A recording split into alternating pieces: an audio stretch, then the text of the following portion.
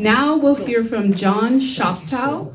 Shoptaw, thank you very much for correcting me, Shoptaw. John was raised near Morehouse in the drained and logged Mississippi River floodplain of southeast Missouri. Can I read that again?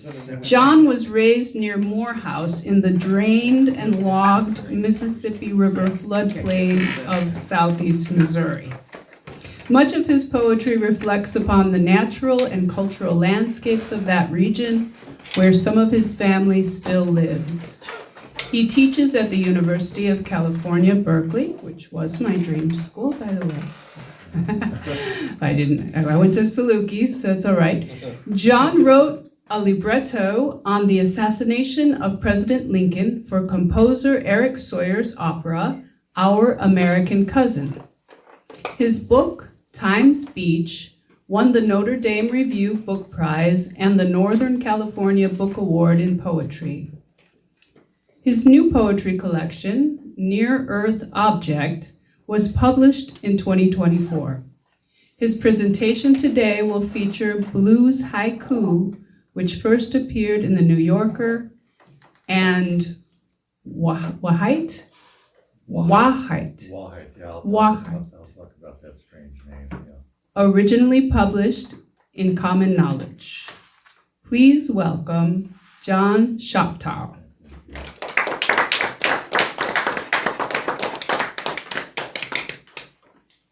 Thank you for getting the PowerPoint up. I just, I'll sleep easy tonight knowing that. So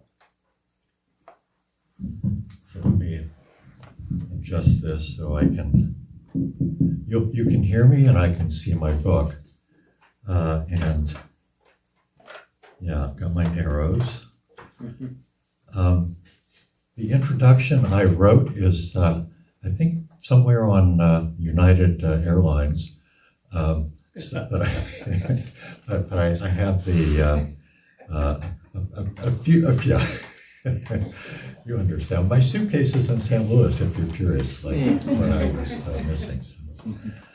But yes, I was raised in this in the what we at that time called the Bootheel, and it was drained at the turn of the 20th century. It was the biggest drainage project, biggest engineering project in North America. And logged, took out all the hardwood forest except for one single acre, big oak tree state park near East Prairie, if you know that place, and then farmed. And farming was first cotton. Cotton came in the 20s because of the boll weevil. The boll weevil drove cotton north. You couldn't do it in southeast Missouri is the furthest north you could grow cotton with climate change. Probably a little further now. But I picked, no one in Morehouse had money. So well, except for a few big farmers had money. But it was a poverty belt. We were left in, it was a poverty belt. But I did farm work as a kid, and including picking cotton. And it's interesting, that was at our economic level, it was integrated. We had to talk about the dipper. That was the cup that we used, the marble cup. We dipped it, and black and white just drank from the same dipper. There was no segregated fountain or nothing. So I just mentioned that ahead of its time in a way at the bottom, at the very bottom. Later I worked for a neighborhood youth corps. I'm just trying to tell you that have not always been at UC Berkeley. And that was a youth adjunct of Job Corps, part of the war on poverty. I was a skirmish in that war. And I went to start a school at SEMO State, Southeast Missouri State. Went to grad school, graduated from Mizzou. I graduated from Missouri. I went to grad school at Harvard, and then I teach now eco-poetry, environmental poetry, and poetry. straight-up poetry at UC Berkeley. And I mentioned these schools not to brag, but just because we're under attack now. And I just want to say we are under attack on freedom of speech grounds. And, the first, I'm just, a fact, we want to be able to speak the truth. We want to speak the truth as we know it. As we learn more, we want to speak those truths. If it's complicated, we want to tell full a story as we can. Funding, federal funding for, like Harvard, a lot of that goes for medical research. Boston Children's Hospital. And research is like if you have anesthesia, you can thank Harvard. If you've ever had or think of having an MRI, you can thank UC Berkeley. These are where these things come from. The federal funding makes these discoveries possible. And like I say, for me, poetry is the freest speech there is. So I want to keep it going. And in my poetry, things like climate change come up. Princeton has been sanctioned and they're losing federal funding for talking about climate change. So so that's why I bring my background up, because we're not all crazies. We are not all crazies. There's many just good people trying to do good work. So I where's my watch? My watch is far away. Can you bring that up, Matt? I can just keep talking. I just wanted to say a word about where I am and where I grew up. There is a kind of connecting link between Morehouse, which is in New Madrid County, and Cairo, in that the first, if you go back to there was one of the biggest earthquakes in continental U.S. was in 1812, called the New Madrid earthquake. We call it that. It would have been the New Madrid earthquake, of course, back then. This is probably Cairo back then, as far as that goes. So that the rift zone stretches from New Madrid north, sort of northeast to Cairo. That's the rift zone for this quake, and it's sort of a failed rift. There should have been a continental break at the Mississippi. You should have had two continents. It just never happened. And the other thing is that I think in 2011, you probably know about the flood of 2011 when they blew the levee at Bird's Point. So that's the head of the Bird's Point New Madrid floodway. So Cairo was saved by doing that. But where I grew up, Morehouse, through partly our Department of Transportation's mishap, was not saved. So that's my town. This is my home, childhood home. You can see the sandbags. My sister's back there. You'll remember this home. And I was struck. I was thinking, Cristiano, when I was hearing you talk about what you were doing, and just almost talking about it like as translation, kind of Confluence as translation, that's also what I am doing with these blues haiku. And so I take a Japanese haiku and I flow it into the Mississippi Delta blues, but I was doing that because you can't hear a Japanese haiku, which is, you can't I defy anyone if I say something to tell me when I've reached 17 syllables. We just don't do that. We don't have that ear. So I had to translate it to another 3-line form. And I'll try to show you how I do that. And I took this from, and I'm not going to sing this, you'll be happy to know, from Bessie Smith's Backwater Blues. And 27 was the Great Flood before 2011. It was the biggest flood on the Mississippi, and changed so much about this country. So I just marked I'll read it and I'll just emphasize the words. You hear the 5, 5, and 5. That's what it was. But often in the middle line, there'd be a little improv, like, you know what I'm saying. It'd be something like that to add a little bit. So that would give you like the 5, 7, 5 of the haiku. So when it rained 5 days and the sky turned dark as night, and you repeat it, this is the AAB form, A, the second A, repeat the line, and then you switch the rhythm, you have a new line, but it rhymes with the A line, or both the A lines. Then trouble's taken place in the lowlands at night, and if you hear like trouble taken place, the rhythm has changed. So that's Bessie Smith, the poet. She's a Chattanooga poet. We know her as a blues singer, but she's really, to me, when I look at it as a poet, I say, no, she's a poet as well. That's really expert, subtle writing. And so I was listening to that. So this is a Basho poem, An Old Pond. Basho is the most famous haiku poet, and this is the most famous haiku. And it works well with swampland. I was at Big Oak Tree, park yesterday. An old pond, a frog jumps in, sound of water. 3 lines, 3 images, very, very spare. And you can just see, I just marked the 5 words and then the middle line. Similar but variation. This is how so here I am doing a haiku. Do you see what I'm saying? I'm making a confluent with the blues, with the AAB blues, and so we can hear it, so we can speak it here.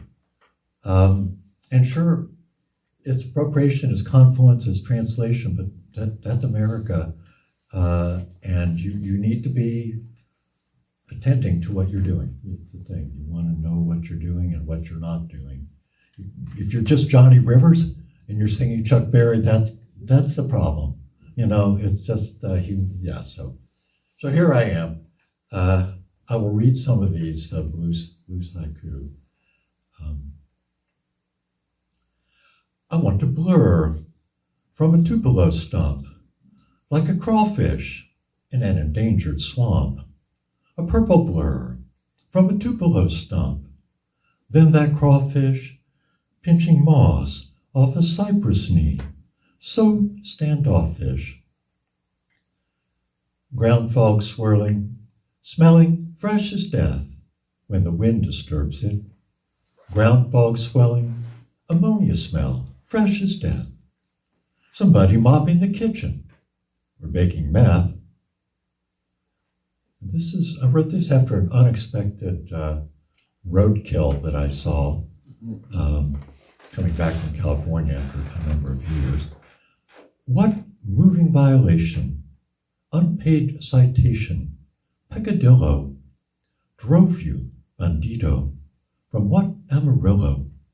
What crime against nature, peccadillo, so far to the north, oh, 9-banded tire tread, armadillo.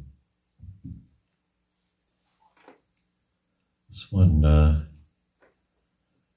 is from the park, Big Oak Tree State Park, like my first one. I wrote a lot of these poems on site at that park.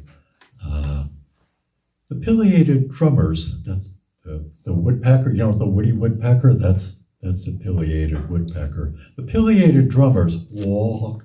It was unignorable that was my song. The drummers slow walk, walk, walk. It was unignorable, and not the sweet, sweet, sweet prothonotari's warble. Most like a June bug, this is the weather, you'll understand this song, this haiku, this blues. Most like a June bug, pointing today out with a splatter on a Honda windshield. Dragonfly or a June bug, pointing its last day with a splatter. First drop of a downpour, about to pound this flat world flatter.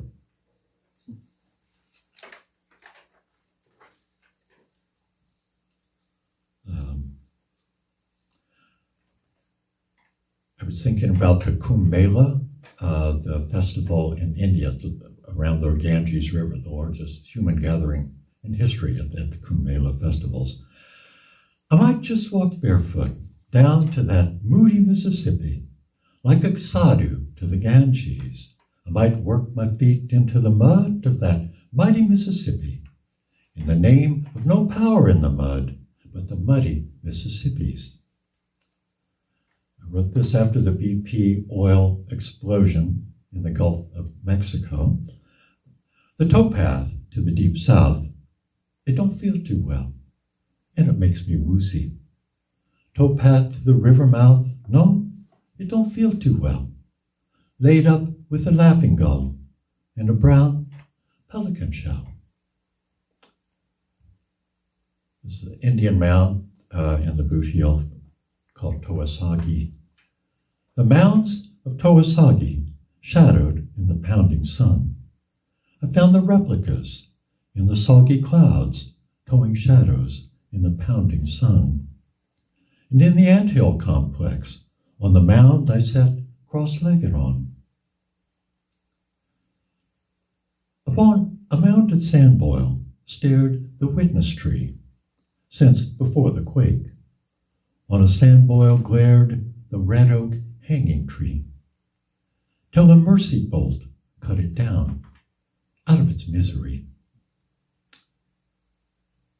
That lopsided frame house where my mother was born, I would pull it on down. That lopsided house frame where my mom was born, but it'd only be back up early the following morn. You know how blacktop roads follow rivers. Down an imitative river road in the warbler-inflected breeze. Anything else? The old channel's tree line in the warbler-inflected breeze. It's at Rosie's Bar. Anything else? The old channel's tree line in the warbler-inflected breeze. Lemon? Lemon? Lemon. Catfish and hush puppies. From a shallow bullfrog, before the oriole had entirely finished.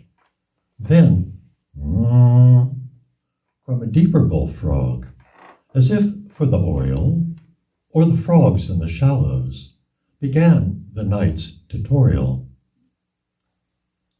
The company took the mill train. Then they took their tracks. The Cairo, we called it Cairo, not Cairo. The Cairo and Fulton took off the mill train, took off with the mill train trailing her sweet pea vine track. Flounce as they will by the railroad, the mimosas won't bring her back. Wrote this waiting to get a table at Lambert's Cafe. Interesting man waiting in line. The man with the left-handed cane that had a rear-view mirror, who was pushing 90, cane with a black bulb horn and a rear-view mirror, keeps an eye out for an unseen gumball wailing nearer.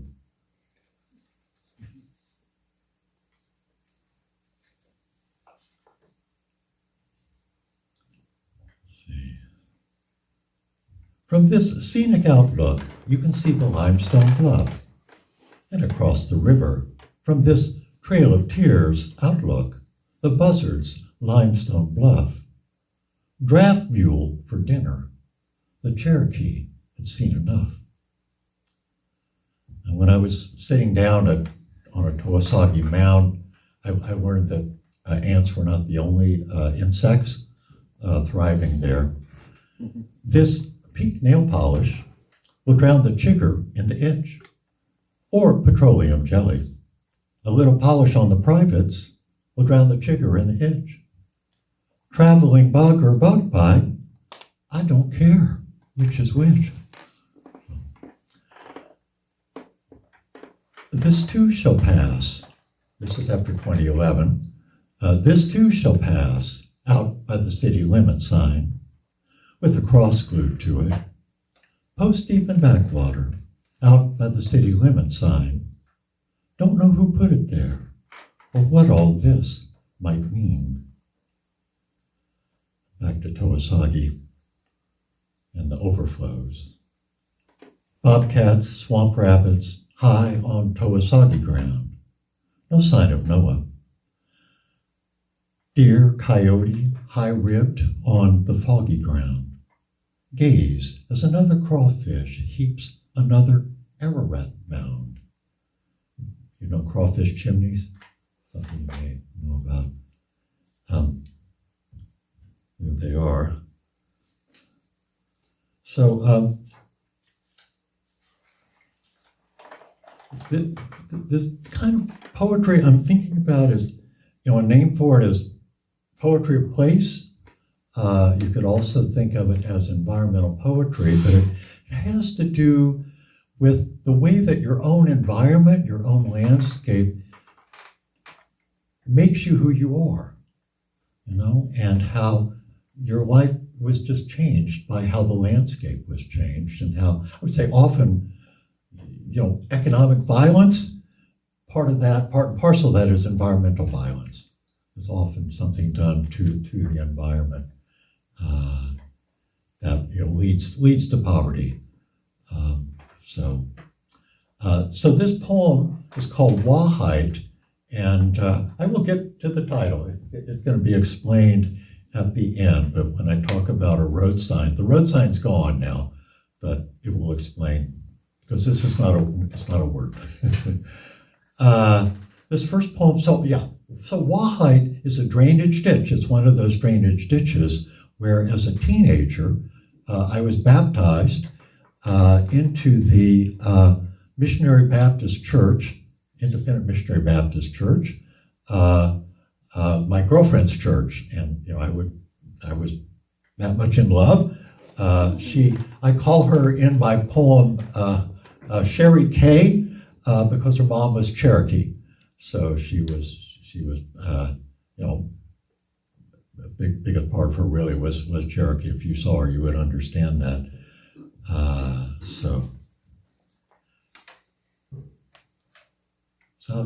I'll read just a couple of these. The first one is two-step. And here I am with the mounds, just so you get a sense for the scale. And that's corn in the back, of course. So here, this is the Little River Drainage District, and you see where it says Wahite there? That's like ditch number 1.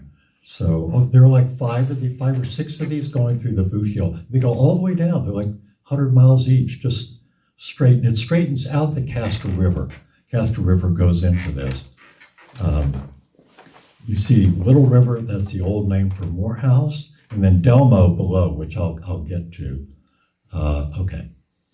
Twisting south into swampy Missouri, walloped by the headwater diversion channel. Castor River, dizzy to death, its beaver fantail jangling left and right, its castor glands oozed of their sweet brown curvature.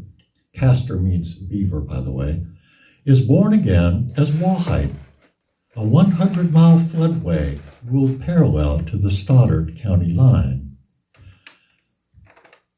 I'm watching the time, but I do my best. I didn't get a good start. Fine on time. Okay, all right, thank you. If Wahite Ditch is Castor River in its next life, does it recollect? Does it even believe in the life it outlived? And what about me, looking down on my old haunts like a guardian angel with 6 wings and wet feet?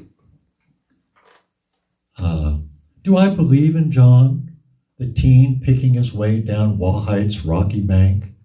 Sherry K in the congregation singing him on, just as I am, without one plea. And I certainly was thinking about the hymn stanza when I was writing the Wahite poems. Lionel, he was my friend, not singing, watching. Brother Pascal, in his short-sleeved translucent shirt, his black tie ironed shiny, chest deep, waiting. What was I?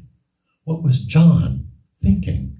Stepping his left tie top into Wahite's clayey ditch water, sucking it out and then stepping it in again? You may know the saying of Heraclitus saying you can't step into the same river twice. That's what I was thinking of. And this one is called On Jordan's Stormy Banks. This is an interesting historical kind of backstory that I did not know when I was living my story, to a place where my girlfriend lived, which was Delmo labor homes. It was a circle of labor homes. I did not know what that was or how it came to be, but this 1939 roadside demonstration, that's how I learned, told me. On Jordan's stormy banks, cook smoke after cook smoke, cornbread and fatback, all along the roadside, coffee, where Federal Route 60 out from Cairo, just past the turn of 1939, crosses 61 highway up from Memphis, 100 miles of gray smoke pillars mushrooming overnight, scarcely a car, wagon, or truck in sight. Had they picked themselves in a bulging cloud sack to be weighed at the plowed-under margins? Croppers who'd flooded the Missouri Bootheel, the boll weevil, the night rider behind them, tenanted with furnish, the landlord to provide them fertilizer, seed and work stock, tar paper cabin, markup and interest. Come the New Deal, paid not to plant, the Rarenback tells his croppers, get their parity shares in his hip pocket. You get that? The federal government paid the farmers not to plant, and he said, here's your money and give the rest to the sharecroppers. And they didn't. They didn't give the sharecroppers their share. They were the thieves. They kept their share. And they said, we don't need you this year. Be out by morning. So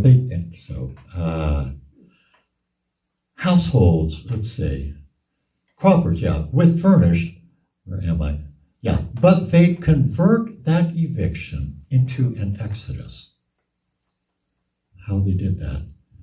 Households heaped mile upon mile on the frozen road bank, interiors laid bare, this is like January, for one wall a dresser partially handled, bareheaded or capped with a mirror, a corn shuck mattress for another, a box spring coupe or bed grill, bed sheets, gray striped tablecloths knotted with swollen bundles, thunder, frozen rain reborn as weightless snow, roofed with an oilcloth, blanket or quilt on an upended table, out front the cook stove, an oil drum converted, on which a black girl, hair scarved, let's see, where are we? Here we are.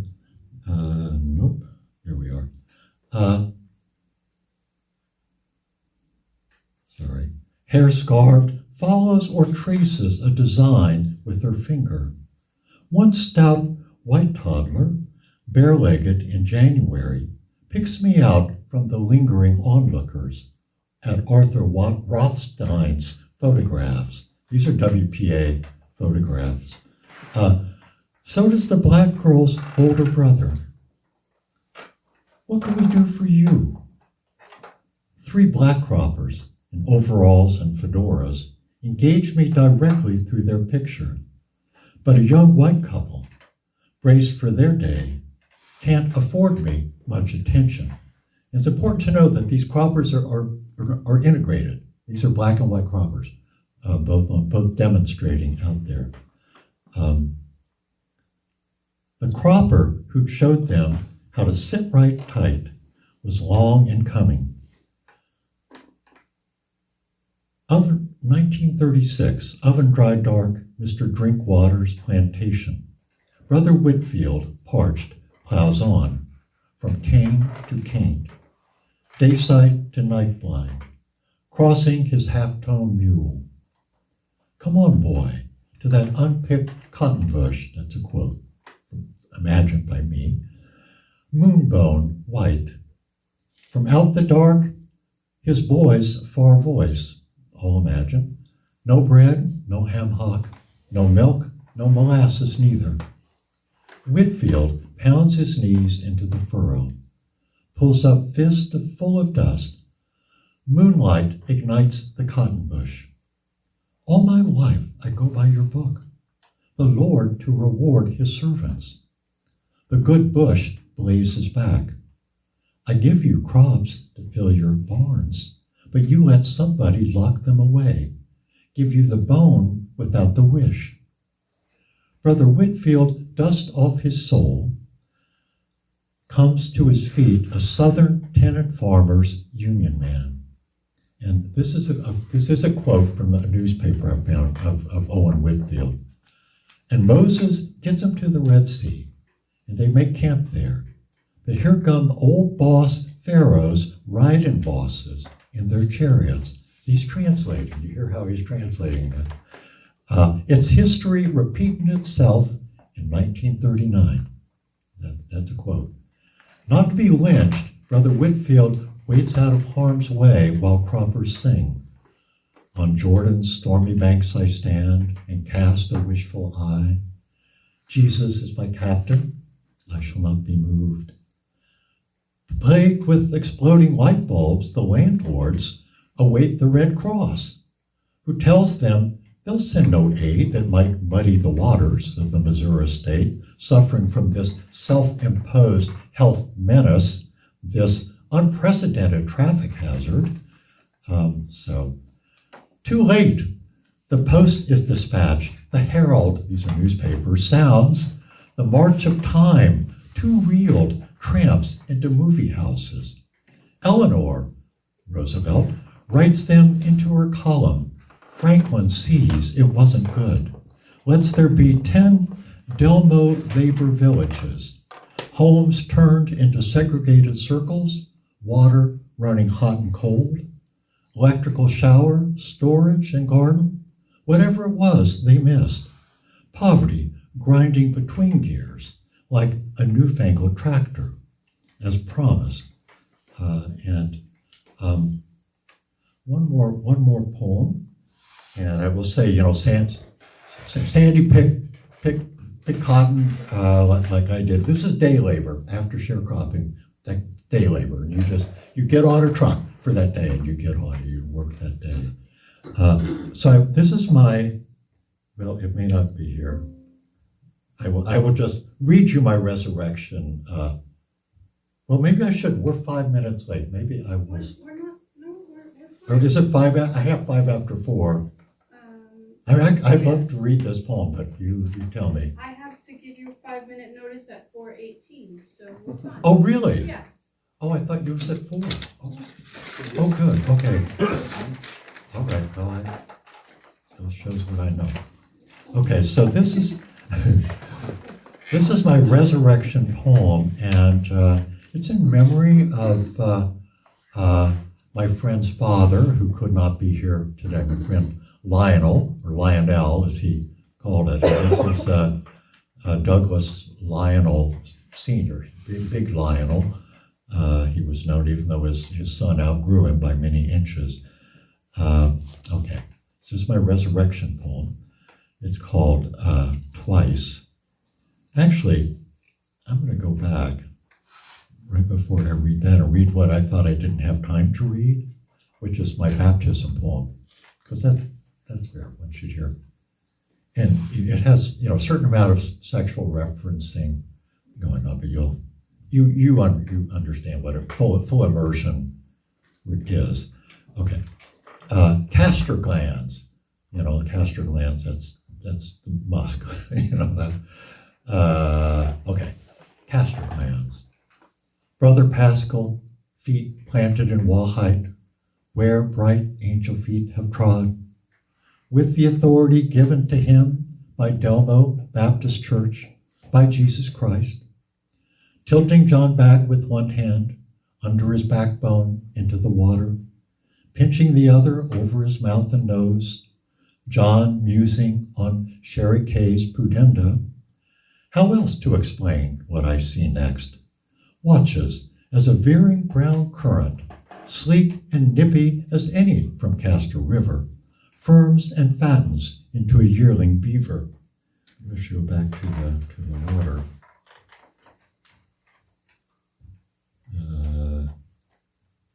Yeah, there we are. Into a yearling beaver that dips and swirls up before John's face and shows its incisors. Enraptured it seems to have found him or caught him before it dives over, that is, under John's startled head, making as if to bite off his shrunken scrotum for its sharp and leathery perfumed castoreum, John groping for the belt loops of his dress pants, had he worn them, when up bobs the singing embankment, Brother Pascal grinning at him, "You're saved," which happened more or less, just as I said. And here's the resurrection poem, and it's my elegy. What makes me think there's anything here anymore I could raise up writhing out of this drowned river? I might as well try catching 2 fish off the same worm. Big Lionel swears you can. He's living with cancer now in an assisted living facility, where he's begun now and then to recollect the same thing twice. He used to get the horseweeds round the side of the road, and he'd stop and find the weeds with the knots in them. These are like little canes, little thin canes. Slice off 7-inch sticks, throw them in the bottom of the boat, and that'd be his bait. He'd split a stick end to end, and the little horseweed worm would be laying there feeding on the marrow of the wood. He'd take the worm out, put it on a small hook. He'd have a split-shot sinker and a small floater, and he'd put it out on along about a 14-foot pole and 14 foot of line on it, and he'd just dabble it around bald cypress logs and down into hollow cypress stumps alive with fish and likely spots that a fish might be in the creek, and when they hit it, he'd just jerk a little and he'd get his fish caught, which he caught a lot of bluegill. Mostly bluegill, but also goggle-eye. Red ear, which is also called a shell cracker, it feeds on snails on the bottom of the creek, and a crappie now and then, and he'd catch a bass occasionally, and occasionally he'd catch a catfish, though he'd be fishing for bluegill, like he says, with about a 14-foot pole, and he had about 14 foot of line on it, where he could toss it out round to likely spots where a fish might be, and when they hit it, his little floater'd go under, and he'd jerk and he'd catch his fish.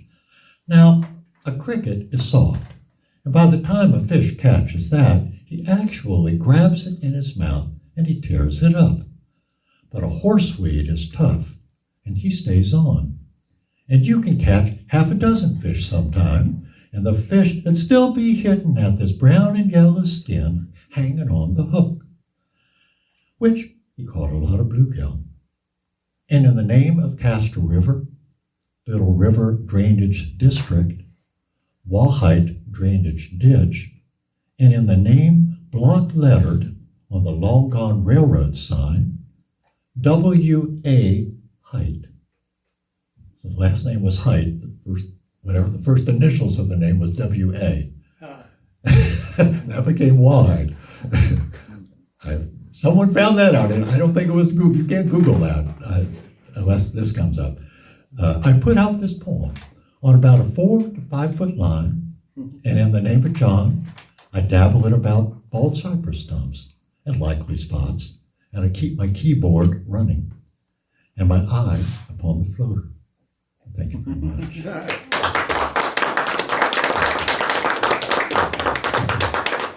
I'm so pleased, Matt, for your invitation. This is the first time I've ever been able to read these poems in the region I was writing about. So it's just a rare privilege for me. So I'm really, really happy to be here. So, yeah, I'll be happy to field any questions you might have. Yeah. And even poetry readings have Q&A.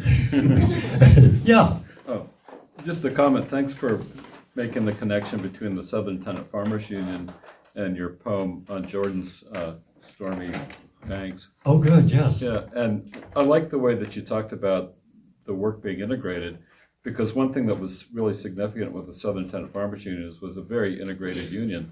And they were real careful about doing that to make it take shape.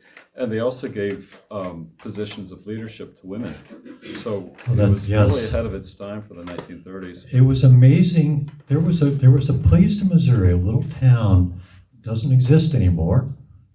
No surprise. It was called Cropperville. Mm-hmm. And Cropperville was this experimental community where this is where Brother Whitfield lived. And you had people, white and black, working together and trying to come up with like a utopian community. Yeah, yeah. So you would know more about this maybe Cropperville than I do.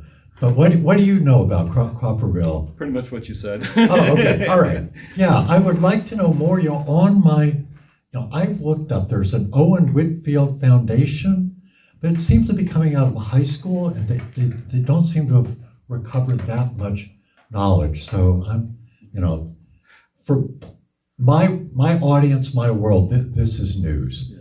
And I want to be able to bring that news to them, So that's part of translation. Do you see what I mean? To say, try to reimagine, just what you think about. The director of the Toronto Museum could probably help us out on that one, because I'd like to check that out myself. And I think it's important to look at that because, it wasn't perfectly integrated. There were problems. Yeah. But I think it's valuable to kind of recognize the strengths and build from that, and to see that some of our images of the past need to be a little bit more nuanced, because that's a really interesting part of labor history of how they were able to get past the segregation of Jim Crow, and to do it fairly well. Yes, I mean it was not a complete integration. I do not mean to say that at all. Yeah. The labor villages, we still have them. There are 10 labor villages in Missouri, and that's Delmo. Isn't that what they call the town, Janie? Delmo, south of Morehouse. I never knew what it was. Delmo means Mo Del. Can you hear that? So Missouri Delta. So that's what they call a Delmo labor home. I just noticed the colony. You're talking about. Oh, okay. But it said Delmo Colony on the. Okay. Yeah. So anyway, but that's what it came about in 1939. So it's because of this demonstration. You see it called on the web, even on that Owen Whitfield Foundation, they're calling it a strike. It was not a strike. Yeah. They didn't walk. They were kicked off. Yeah. They didn't walk off a job. So it's a mistake to call it a strike. Yeah.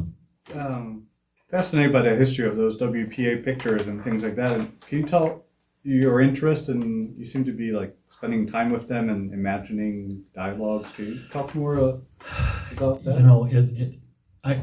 I find as a verbal artist that photographs help me a lot. I can just stare at something, and then it's kind of almost like what I said in the poem. A photograph will start speaking to me, like a song will speak to you. A photograph will speak to me. Songs also very much speaking to me. I quote many hymns along the way in Wahite. But yeah, I got a book, History of Missouri in photographs, and it had the WPA photographs, and that was where I just did not. First, they couldn't understand what I was seeing, But it started with the environmental stuff. It started with making that a poverty belt, and so when the croppers lived there, they were incredibly poor. They had nothing, and I think the landlords like to keep it that way, and it's still not that much different. You have big corporate farms that are connected globally, and that's why they channeled the Mississippi, because you got to get the crops out through the Gulf to China, you know, in India, you got to get the soybeans and the corn to the market, and then we lose our wetlands, and when a river does overflow, it's really violent. So it's more like an explosion. So this is the part of the aftermath of that, and it just wouldn't have happened. There would be no cotton here. There would have been no cotton without them leveling that environment. So and they show that they just show the cut over wood. Mostly, again, on the web, they'll talk about the great engineering project, the triumph of mankind over nature. You know, you get that kind of thing. Mankind, you know, not humankind, but the men doing it. And but it starts with environmental damage, and then you know the economic violence follows close behind. So I think that's what I was looking at the stumps, and then looking at the demonstrations. They're just like 2 pages apart. See what I mean? And so that's what I think helped me. But that's a good question because I hadn't really, I think, put that together myself. So thank you. Yeah. I really appreciate you talking about translations. And I Oh, think good. You're talking about confluences a lot as one, you know, metaphor for what's happening Yes. and has happened actually, literally, as a result of these rivers. But the translation is like kind of underscoring for me the difference in you're talking about and we've all been talking this afternoon about stories that are understood one way Yes. and then brought into a different context or with some new ideas as a result of the confluence. But it's really it makes me think about one side of the riverbank to the other, and the difference there from the translate is trans is to cross and Oh, that's right. latest is to carry. So you're carrying something from one context to another if you're Yeah. translating it, and that's maybe what's happening over time is that we're able to see these narratives Yes. in a new light, in a new context. Yeah. Now I'm glad you bring up the kind of the language origin of translate, because it is to carry across. And in Greek, the translate gets translated into metaphor. And like in Greece, the moving vans are called metaphoros. so for me, if you take a story, you know, and you say, oh, there's a metaphor there, I can see the likeness, you see what I mean, across the way, then that's another way of translating. And it's a confluence where, you know, I was on the Mississippi, and the Ohio was something that went into the Mississippi, you know, but the water was already one color by the time it got down as far as I was, down to New Madrid. So, but yeah, so I like that term translation as well. So, you know, he gave me that inspiration to call it, call it that. So I appreciate it. But yeah, because it wasn't simply bringing the two together. I live here. I don't live in Japan, so I needed. But I wanted to write haiku. Like many people in the U.S. write haiku. It's the first kind of poem. In school, you know, write haiku. So, but it doesn't really work. You know what I mean? People learn, oh, you got to do these syllables. You got to get the syllable count right. But I tell you, you know, we don't do syllables here. We do stresses. We do beats. We don't count syllables. You know, Europe did that, but we, you know, before Europe invaded England, it was like Beowulf. That was like two, and pause, two more. You know, it was like that. That was what Old England, and then so I just go back to that. And you listen to oral music, they're counting beats. They're not really so strictly counting syllables.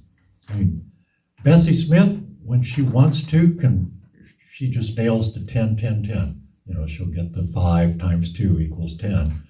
But when she needs extra room, you know, she keeps the five main words, but the syllable count will vary. So that's part of translating it like that.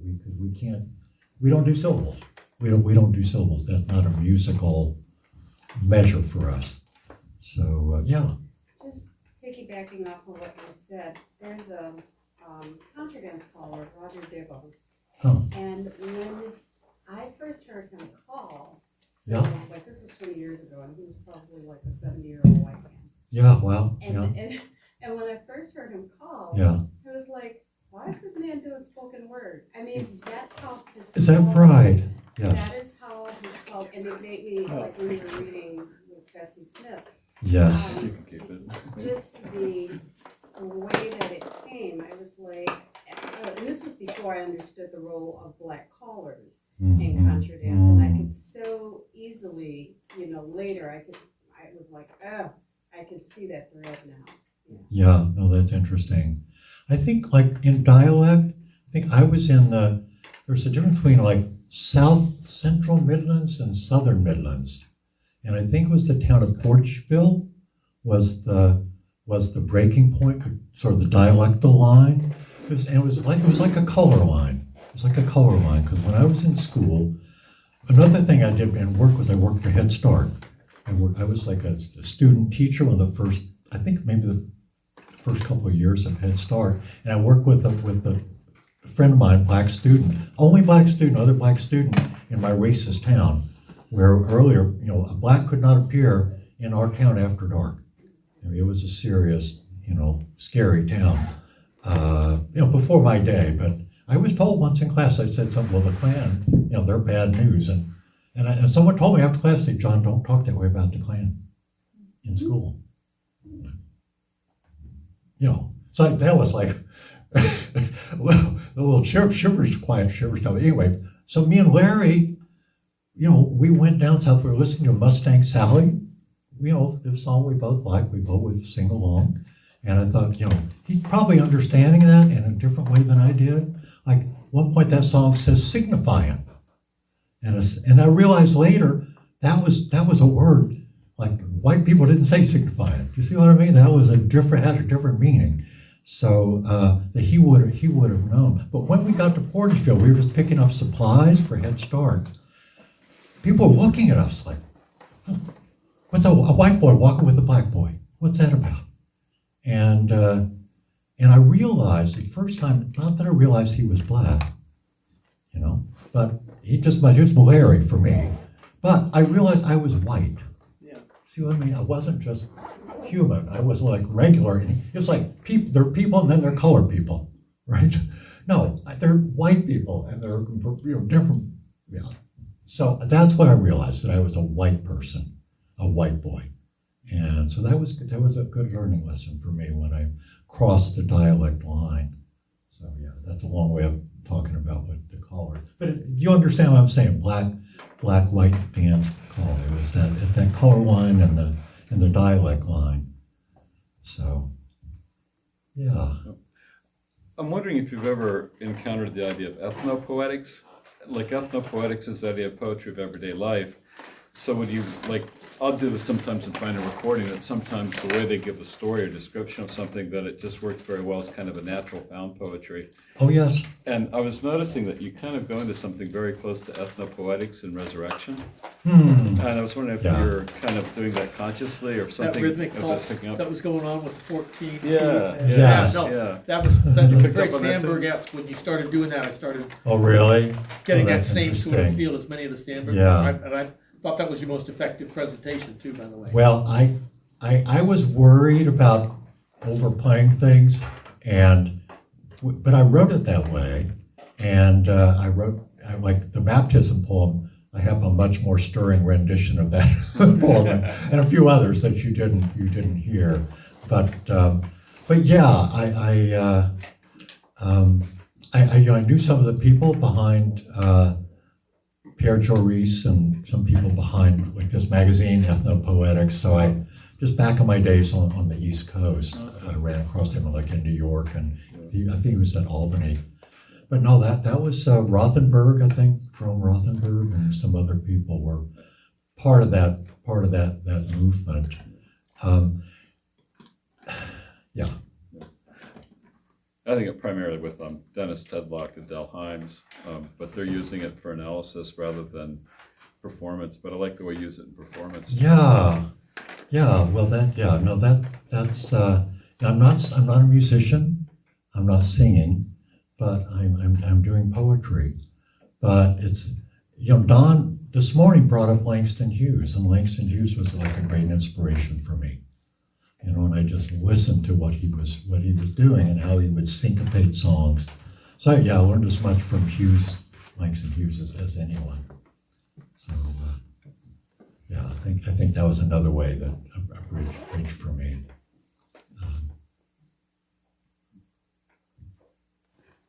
Well, oh yeah, okay. My sister's got a question. Okay, this gentleman, the musician, you might know this. Have you ever heard that the music Prison Blues?